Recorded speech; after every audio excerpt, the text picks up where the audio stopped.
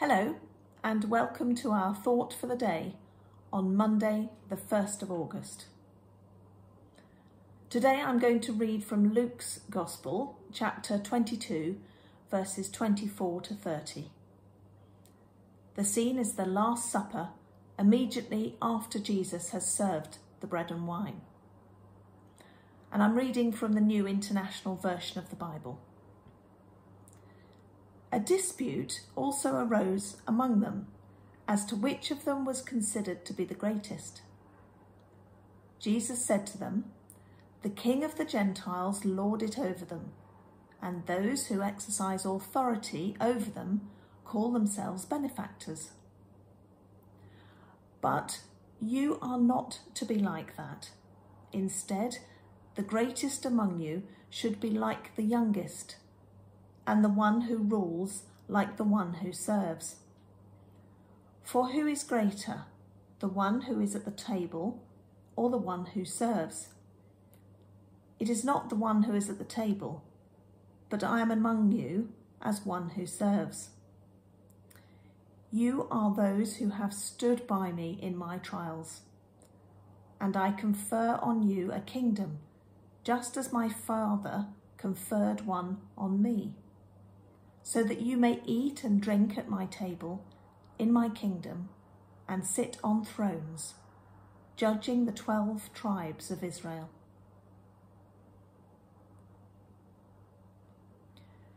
So here they are, reclined at the table, we're told, to celebrate this special annual Passover meal. They are in the most important week, called Holy Week for good reason, of Jesus' ministry. He's just delivered the most frequently repeated words spoken today to remember him. And they are getting to the punchline. The whole point, the most important event in human history, was about to take place. And they argue. Perhaps tensions were high. Jesus had just accused one of them of impending betrayal. Who? They asked themselves, perhaps pointing fingers and ferociously justifying themselves. Perhaps that leads to the argument. So if who's the worst, who's the best?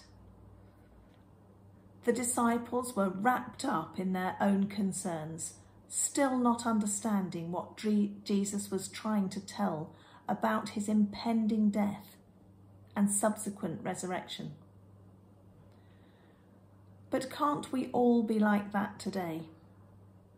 Focusing on the details and not seeing the bigger picture. I recently found myself saying, hindsight is a wonderful thing, obviously regretting my blindness at the time. What are your major concerns and worries today? I wonder if in 20 years' time, some of those worries may look petty or even inappropriate. Let's try and take our eyes off ourselves and look towards God's bigger picture and his future for us, and ultimately his second coming. Here in our benefice, as well as our nation, we are in a season of changing leadership.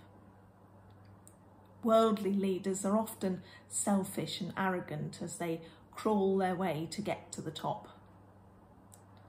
But Christian leaders, Jesus teaches, are the ones who serve the best, whether preaching, administering, or relational.